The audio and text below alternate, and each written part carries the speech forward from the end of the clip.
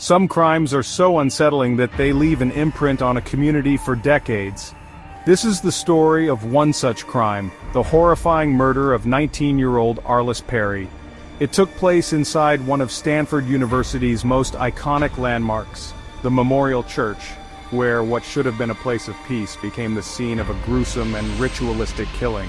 For over 40 years, this case remained unsolved, haunting investigators and spawning theories of cults, satanic rituals, and even links to the Son of Sam murders. But in 2018, DNA evidence finally revealed the truth.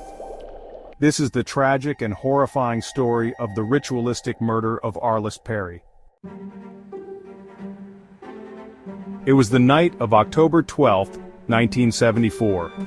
Arlis Perry, a newlywed just 19 years old, had recently moved to Palo Alto, California with her husband, Bruce Perry.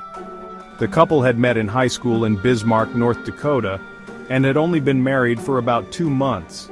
Arlis was deeply religious, a devout Christian who had recently started attending prayer meetings near Stanford University, where Bruce was studying.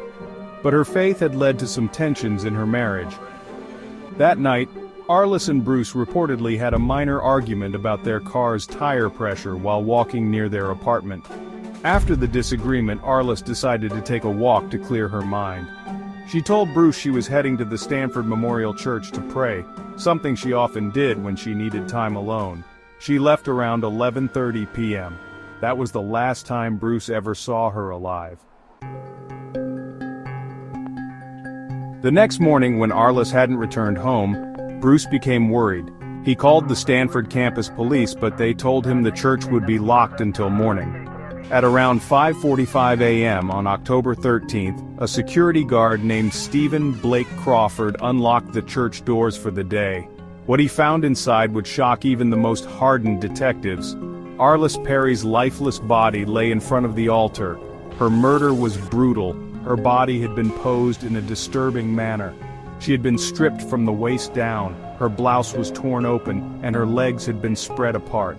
A large, 3-foot-long candle had been placed between her legs, and another candle was positioned on her chest. Her cause of death? A single, powerful stab wound to the back of the head, likely delivered with an ice pick. This was no ordinary crime, it was ritualistic. Police immediately launched an investigation, but the crime scene presented them with more questions than answers. There were no signs of forced entry, which meant Arlis had either entered the church willingly with her killer, or the murderer had been hiding inside when she arrived.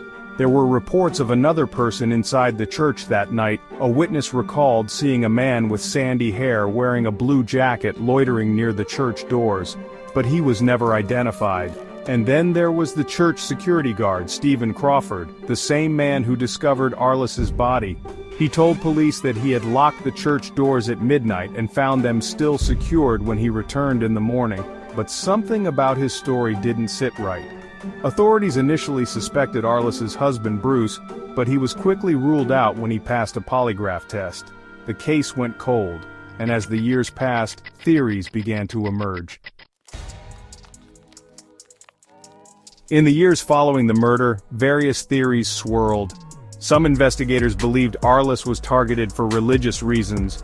One of the most bizarre theories suggested that her murder was linked to a satanic cult.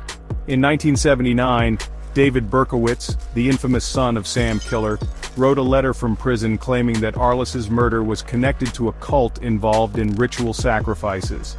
Berkowitz, who was known for his cryptic confessions, mentioned that Arlis had been targeted because she had tried to convert members of a secretive group in North Dakota before moving to California.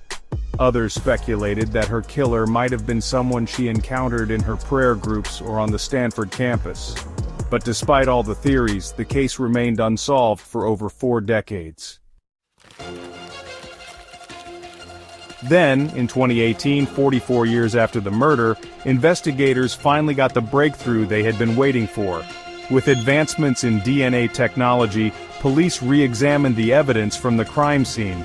The DNA they found pointed to one person, Stephen Crawford, the very security guard who had claimed to discover Arlis's body all those years ago.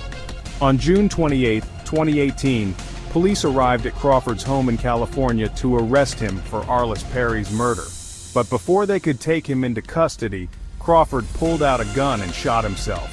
He died instantly, taking with him any chance of a confession or an explanation for why he committed such a heinous crime. And just like that, the case of Arlis Perry was officially solved, but without any answers from her killer. Was it a crime of opportunity, or was it truly a premeditated ritualistic murder? We may never fully know. What we do know is that Arlis Perry was a bright, deeply faithful young woman with her entire life ahead of her. Her brutal death was a mystery that haunted Stanford for decades.